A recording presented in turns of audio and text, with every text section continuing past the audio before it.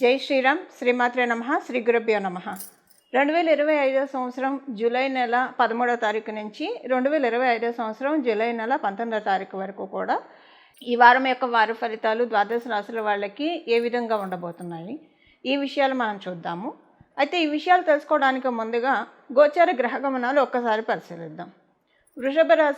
వృషభ రాశ్యాధిపతి అయిన శుక్ర భగవానుడి సంచారము, తృతీయ రాశి కాలపురుషుడు కుండలిలో నుంచి తృతీయ రాశి అయిన మిథున రాశిలో రవిగురుల సంచారము ఈ నెల అంటే సూర్యనారాయణమూర్తి 16వ తారీఖు వరకు కూడా మిథున రాశిలో ఉంటాడు. 17వ తారీఖు నుంచి మిథున రాశి నుంచి ఆయన కర్కాటక రాశిలోకి ఎంటర్ అవుతాడు.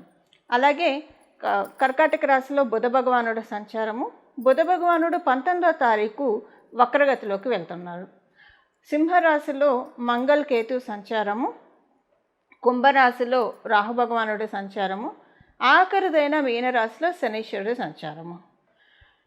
అన్ని రాశుల్ని చాలా చక్కగా చుట్టబెట్టి వచ్చే ఏ గ్రహం యొక్క ఏ రెండు గ్రహాల యొక్క గమనాల ఆధారంగా మనం తిథుల్ని లెక్క కడతామో అలాంటి గ్రహాల్లో ఒకటైన చంద్ర భగవానుడు చాలా ఫాస్ట్గా తిరుగుతాడు. ఆయన ఈ వారంలో మకర రాశి మొదలుకొని మేషరాశి వరకు ఆయన సంచారం సాగుతుంది. అంటే మకర రాశి, కుంభరాశి, మీనరాశి, మేషరాశి ఈ 4 రాశుల్లో ఆయన సంచారం సాగుతుంది. ఈ రాశుల ఈ గ్రహగమనాల రీత్యా ఈ వారము ద్వాదశ రాశుల వాళ్ళకి ఎలాంటి ఫలితాలు ఉండబోతున్నాయి అన్న విషయాన్ని మనం చూద్దాం. అయితే ఈ వారంలో ఏమన్నా ప్రత్యేక అంశం ఉందా అంటే డెఫినెట్గా ఒక చిన్న పాయింట్ అయితే మనకి గోచర గ్రహస్థితులు సూచిస్తున్నాయి. ఇది అందరికీ అప్లికేబిలిటీ ఉంటుంది. అయితే ఈ అప్లికేబిలిటీ అనేది మనం వాడుకునే దాన్ని బట్టి ఉంటుంది. ఇప్పుడు ఇది మీకు అర్థమయ్యే విధంగా చెప్పాలంటే అసలు ఫస్ట్ ఆ విషయం ఏంటో చెప్పి అప్పుడు నేను అప్లికేబిలిటీ ఎలా చేసుకోవాలో మీకు చెప్తాను. ఎగ్జాంపుల్, మిథున రాశిలో గురు భగవానుడి సంచారం చాలా మంచిది అంటే యాక్చువల్గా కాలపురుషుడు కుండలిలోంచి తృతీయ స్థానం గురు భగవానుడికి బృహస్పతికి మారక స్థానం అని చెప్తుంది జ్యోతిష శాస్త్రం. అయితే అదే జ్యోతిష శాస్త్రం తృతీయ స్థానంలో గురు భగవానుడి సంచారము సౌభాగ్య యోగాన్ని కూడా కలగజేస్తుంది. సౌభాగ్య యోగం ఎలా కలగజేస్తుంది అంటే నేను జనరల్గా కాలపురుషుడు కుండలిలోంచి మనం పరిశీలిస్తే కనుక ఎప్పుడైనా గురు భగవానుడు మనకి కాలపురుషుడు కుండలిలోంచి కావచ్చు, మన జన్మరాశి జన్మలగ్న వశాత్తు కావచ్చు, తృతీయ స్థానంలో ఉంటే సహజంగా గురుబలం తక్కువ ఉన్నట్లు.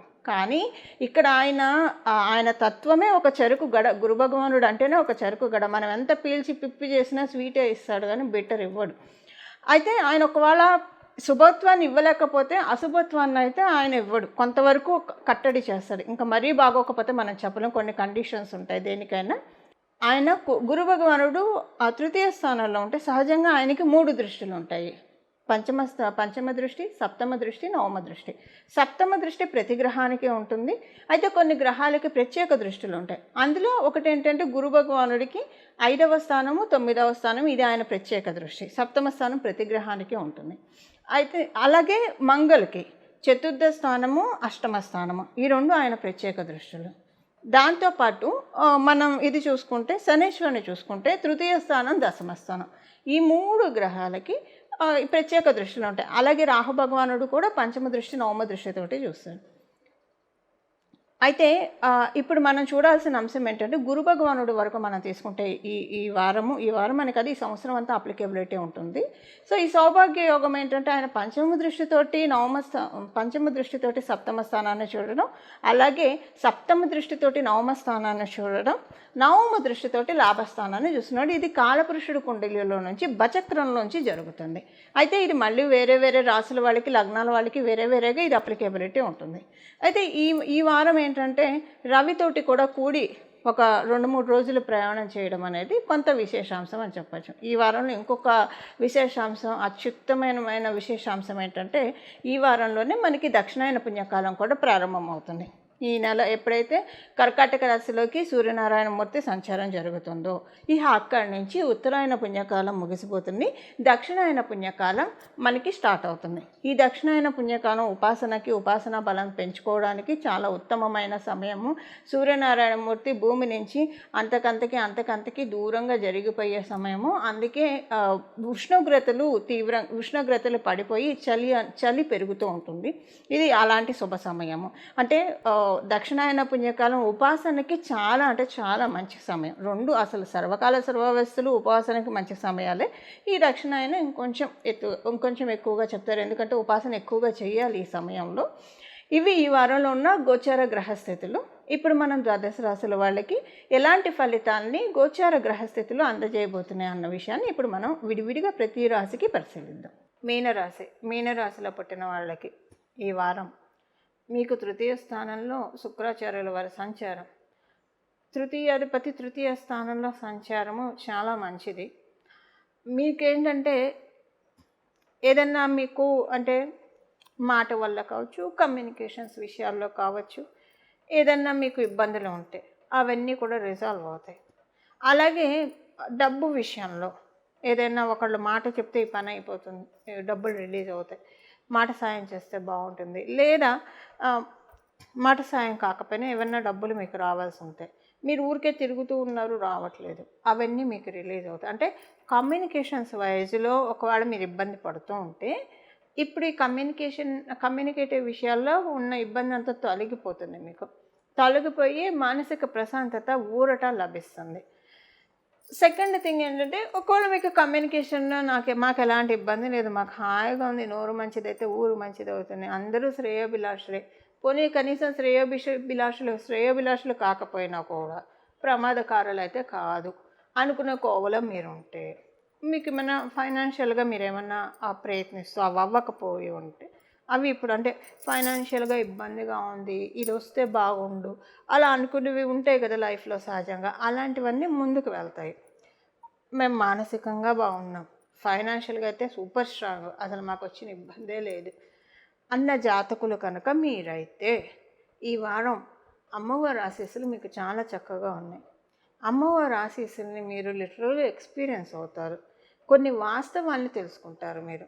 అంటే మానసికంగా హ్యాపీగా ఉండి ఫైనాన్షియల్గా కూడా హ్యాపీగా ఉన్న వాళ్ళు అయితే కనుక మీరు ఈ వారము కొన్ని వాస్తవాలని మీ కళ్ళకి కట్టినట్టు చూపిస్తుంది అమ్మవారు.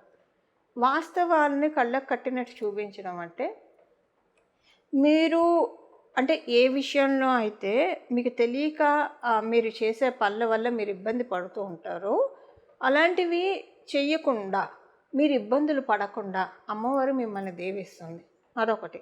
సెకండ్ థింగ్, అసలు మీకు ఏది రైట్ పాతో అమ్మవారు మీకు చూపిస్తూ ఉంది. అంటే ఇది మరి అందరికీ అప్లికేబిలిటీ లేదా అంటే 20% అందరికి అప్లికేబిలిటీ ఉంది. డెఫినెట్గా అందరికీ వాస్తవాలు తెలుస్తాయి. అంటే మనం ఏ పని ఎలా చేస్తే మనకు బాగా వెళ్తుంది. ఇప్పుడు మనం ఒక పని అనుకుంటాము, ఆ పనిని మనము కాన్సన్ట్రేటెడ్గా డెడికేటెడ్గా చేయాలి అంటే ఎలా మనం ప్రొసీడ్ అయితే బాగా వెళ్తుందో అన్నది వాస్తవికత లోపించవచ్చు. మన అంటే ఒక్కొక్కసారి మన అసోసియేషన్ కూడా రాంగ్ పర్సన్స్తో ఉండొచ్చు, లేదా మన థింకింగ్ ప్రాసెస్ థాట్ ప్రాసెస్ రాంగ్లో ఉండొచ్చు. సో అవన్నీ దేనివల్ల అయితే మనకి పనులు అవ్వట్లేదు, లేదా మన మనశ్శాంతి భగ్నం అవుతుంది, లేదా ఏమైనా పనులు ముందుకు సాగట్లేదు, అవన్నీ చక్కగా ఇప్పుడు ఈ వారం తేటతెల్లం చేస్తున్న అమ్మవారు. ఒక రకంగా చెప్పాలంటే అమ్మవారి ఆశీస్సులు చాలా చక్కగా ఉన్నాయి ఈ వారం మీ అందరికీ కూడా. మీకు ఈ వారం మధ్యలో నుంచి ఈ వారము దక్షిణాయనం స్టార్ట్ అవుతుంది. అలాగే సూర్యనారాయణ మూర్తి కర్కాటక రాశిలోకి వెళ్ళడం వల్లే కదా దక్షిణాయనం స్టార్ట్ అయ్యేది. ఆలోచనలు, మాటలు అంటే అంతర్గత యుద్ధం కొంచెం ఉంటుంది ఈ వారం మీనరాశి మీనలగ్నంలో పుట్టిన వాళ్ళకి. ఇది గృహిణులకి వర్తించదు అంతర్గత యుద్ధం, అలాగే సీనియర్ సిటిజన్స్కి వర్తించదు. సో విద్యార్థినులకైతే ఇవేవి అప్లికేబిలిటీ ఉండదు, ఎందుకంటే వాళ్ళకి చదువు వరకే అంతే, మిగతా అవేవి అప్లికేబిలిటీ ఉండదు కాబట్టి. సో మిగతా వాళ్ళ విషయంలో అంతర్గత యుద్ధం కొంచెం ఉంటుంది ఈ వారం. ఈ అంతర్గత యుద్ధములో ఫస్ట్ ఏంటంటే మిమ్మల్ని మీరు తర్కించుకుంటూ ఉంటారు, చాలా ఎక్కువ తర్కం ఎక్కువగా ఉంటుంది. ఇది మీ గురించి మీరే ఎక్కువగా ఆలోచించడము. సో ఇది ఎక్కువగా ఉంటుంది, తర్కం ఎక్కువగా ఉంటుంది. రాత్రిపూట పడుకున్నా కూడా అంటే ఇప్పుడు మనము వినాయక చవితి ఇలాంటి పర్వదినాలు వచ్చినప్పుడు, నవరాత్రులు ఇలా వచ్చినప్పుడు, గణేష నవరాత్రులు మన ఇంటి ముందు మైకులు ఫిట్ చేస్తారు కరెంటు స్తంభాలకి, ఇక హోరెత్తిస్తూ ఉంటారు వాళ్ళు తీసుకెళ్ళేప్పుడు కూడా. సో అంటే అవేవో చక్కగా మంగళంపల్లి బాలమురళీ కృష్ణ గారు కావచ్చు, లేదా ఎంఎస్ సుబ్బలక్ష్మి అమ్మవారి కావచ్చు, వీళ్ళు పెడితే చక్కగా హాయిగా అనిపిస్తుంది. మనం ఒక ఆధ్యాత్మిక లోకంలో ఓలలాడుతూ ఉంటాం. అంటే అవేవో మంచి మంచి భక్తి పాటలు పెడతారు అనుకోండి, కాకపోతే సినిమా పాటలు పెట్టి విసిగిస్తూ ఉంటారు. సాధన చేసే వాళ్ళకి ఇంకా ఇరిటేషన్ ఎక్కువ అయిపోతూ ఉంటుంది. అదే అంటే ఒక మైక్ పెడితే ఎంత ఇరిటేషన్ ఉంటుందో, అలా మీరు పడుకున్నప్పుడు మీ బ్రెయిన్లో ఒక మైక్ అనమాట, ఏదో ఒకటి చెప్తూనే ఉంటుంది లౌడ్గా. నిద్రపోతూ ఉన్నా మీకు తెలుస్తూ ఉంటుంది, మధ్యలో కలత నిద్రగా ఉంటుంది. ఈ వారము మెలకు వచ్చినప్పుడల్లా ఏదో లోపల మాట్లాడుతున్నట్టు, అబ్బా ఇరిటేషన్ వచ్చేస్తుంది. సో లోపల మైక్ ఉన్నట్లు, అదే అంతర్గత యుద్ధం అని అందుకే చెప్తున్నాను. అంతర్గత యుద్ధం ఉంటుంది. దానికి ఇదమిత్తంగా కారణం అనేది కూడా గోచార గ్రహస్థితులు తేటతెల్లం చేయట్లేదు, మీ జన్మ గ్రహస్థితులను అనుసరించి ఉంటుంది. బట్ అన్ని అంతర్గత యుద్ధాలు, కాన్ఫ్లిక్ట్స్ ఏవో పరిస్థితులు బాగాలేక అలా కూడా రావాలని లేదు. ఒక్కోసారి కారణం లేకుండా కూడా, ఏ కారణం ఉండకపోవచ్చు, తెలియకుండానే డౌన్ అయిపోతూ ఉంటారు. ఒక్కోసారి ఏ కారణం లేకపోయినా చాలా ఉత్సాహంగా ఉంటాం. ఒక్కోసారి ఏ కారణం లేకుండా డౌన్ కూడా అవుతూ ఉంటారు మధ్య మధ్యలో. అదే అంటారు దిష్టి తగిలింది ఇలాంటివి అంటూ ఉంటారు కదా మన పెద్దలు, సడన్గా డౌన్ అవుతారు ఒక్కొక్కసారి. సో ఈ వారము కారణము ఉన్నా లేకపోయినా కొంచెం అంతర్గత యుద్ధం ఎక్కువగా ఉంటుంది ఈ వారము. కానీ అది మంచికే లీడ్ అవుతుంది. ఎందుకంటే షష్టాధిపతి అవుతున్న సూర్యనారాయణమూర్తి మీకు పంచమ స్థానంలో సంచారం చేస్తూ కాన్ఫ్లిక్ట్స్ని ఇస్తున్నారు, ఇంటర్నల్ కాన్ఫ్లిక్ట్. సో ఇది మీకు నిద్ర టైంలో బాగా డిస్టర్బెన్స్ వస్తుంది. అదే చెప్తున్నా కదా, మైక్ మన బ్రెయిన్లో మైక్ పెట్టినట్టు మన మాటలే మనకి వినిపిస్తాం. అబ్బా విసుగు వస్తుంది.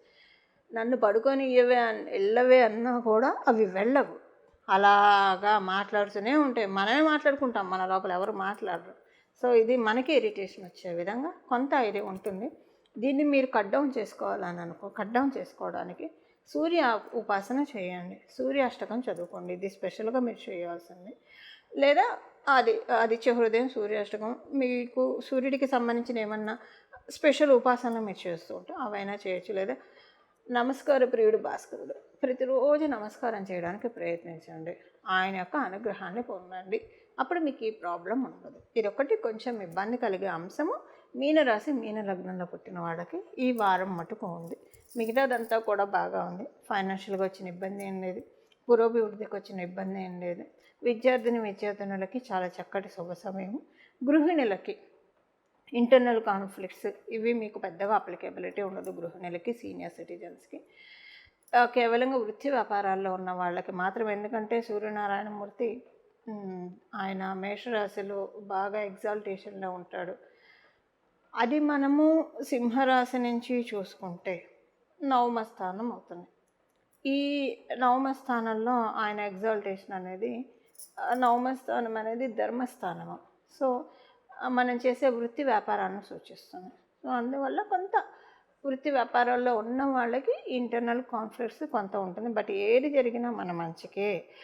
ఇది జరగడం కూడా ఒక రకంగా చెప్పాలంటే చాలా మంచి, కానీ మీకు ఈ వారం అయ్యాక అర్థమవుతుంది. ఈ వారం కొంచెం ఇరిటేషన్ ఉండొచ్చు గాక, కానీ నెక్స్ట్ వీక్ ఆ పై వీక్ అబ్బా చాలా మంచిదైంది. ఇంటర్నల్ కాన్ఫ్లిక్ట్స్ తోటి మనం రిఫైన్ చేసుకున్నాం రా దేవుడా అని అనుకునే సిచ్యువేషన్స్ డెఫినెట్గా చూస్తారు మీనరాశి మీన లగ్నంలో పుట్టిన వాళ్ళకి. ఇవి ఈ వారం యొక్క గోచార గ్రహస్థితుల ఫలితాలు. ఈ వారం చేసుకోవాల్సిన పరిహారం ఒక చిన్న నామజపము. దీన్ని మీరు మంత్రంగాను, బీజాక్షరాలు చేరిస్తే మంత్రంగాను అనుష్ఠించవచ్చు. అంటే మీరు స్నానమైన వెంటనే శుచులయ్యి అప్పుడు మీరు మంత్రంగా చదవచ్చు, ఓంకారాన్ని చేర్చుకొని. లేదు సర్వకాల సర్వవస్థలందు పఠించాలి అంటే కనుక ఓంకారం ఇలాంటివి చేర్చకుండా నామంగా కేవలం నామమాత్రంగా చదివితే అది నామజపం అవుతుంది. ఈ వారం మనకి దక్షిణాయన పుణ్యకాలం ప్రారంభం అవుతుంది కాబట్టి ఎప్పుడైనా మనం గుర్తుపెట్టుకోవాల్సిన విషయం ఏంటంటే, మనకి ఉత్తరాయణ పుణ్యకాలం, దక్షిణాయన పుణ్యకాలం. ఉత్తరాయణ పుణ్యకాలం దేవతలకి పగటి సమయము, దక్షిణాయన పుణ్యకాలం దేవతలకి రాత్రి సమయము. సో మనకి కాలగతులు 6 నెలలు రాత్రి, 6 నెలలు పగలు దేవతలకి ఇలా ఉంటుంది. ఎప్పుడైనా సరే ఒక్కటైతే బాగా గుర్తుపెట్టుకోండి, ఇది చాలా బాగా ఎక్స్పీరియన్స్ అయ్యి చెప్తున్నమాట. ఈ కరెక్ట్గా సూర్యనారాయణమూర్తి ప్రతి నెల ఆయన సంక్రమణం చేసే సమయం చాలా అంటే చాలా పవిత్రమైన టైం.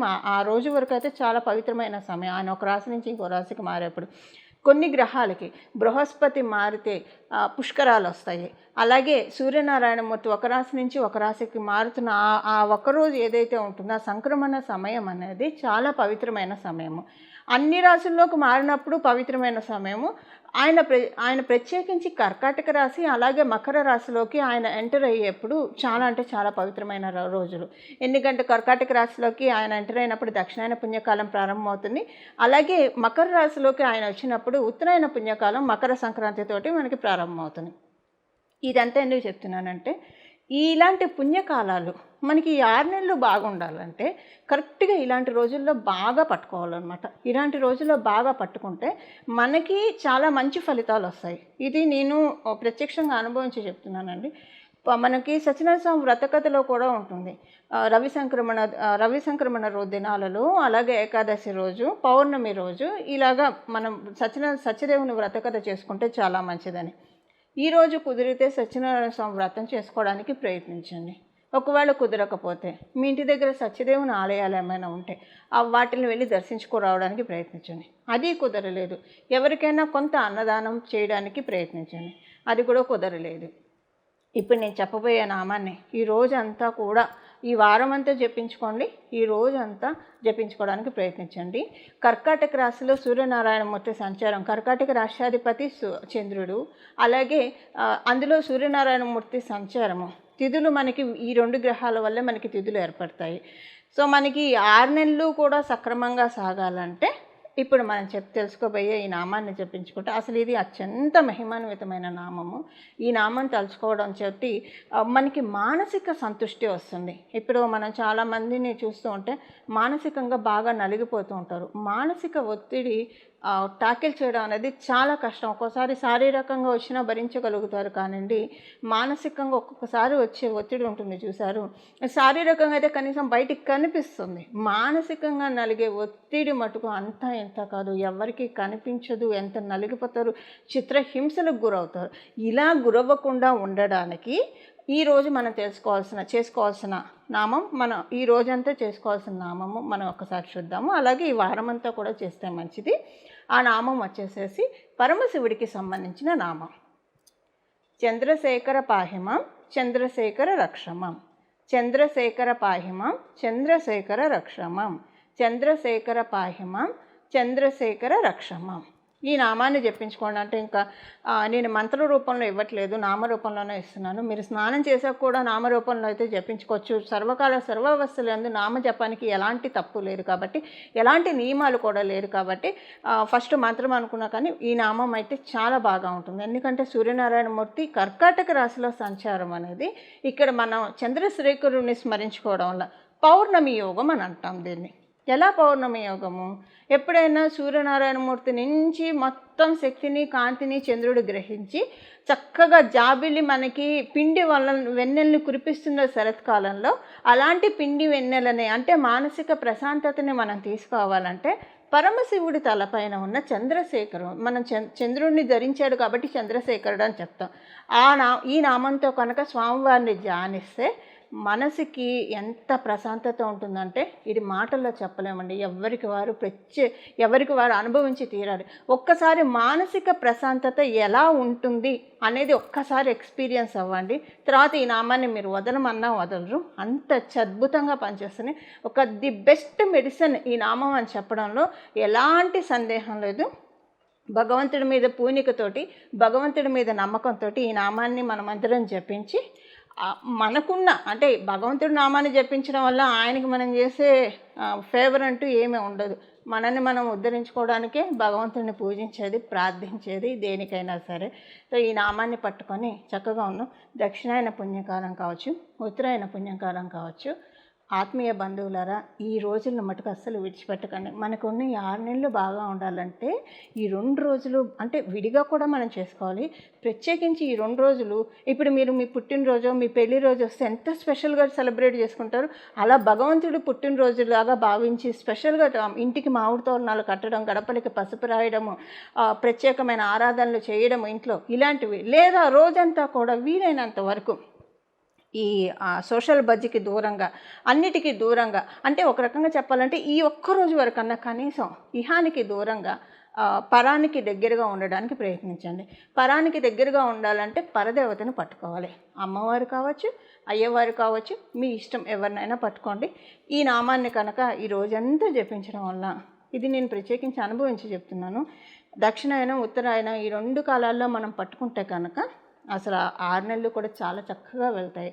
ఎంత ప్రశాంతంగా ఉంటుందంటే అసలంటూ కష్టాలంటూ ఎవరికి రాకుండా ఉండడం అయితే అది కల్లా. ఎవరికైనా సరే, ఎంత మహానుభావులకైనా, ఎంత ఉత్తమ పురుషులకైనా, ఎవరికైనా ఇబ్బందులు అనేది మానవులుగా పుట్టినప్పుడు సర్వసాధారణం. నలమహారాజు, సత్యహరిశ్చంద్రుడు అలాంటి వాళ్ళకే తప్పలేదు, మనమెంత పిపీలకం. సో కానీ ఉన్నంతలో ఫిల్టర్ చేసుకోవడమే, మనకున్న కష్టాన్ని ఫిల్టర్ చేసుకొని తగ్గించుకోవడమే. ఆ ప్రయత్నంలోనే ఈ నామజపము మనం అందరం చేద్దాము. పరమశివుడు అత్యంత దయాలు, అత్యంత కృపాలు, పిలిచిన వెంటనే పలుకుతాడు.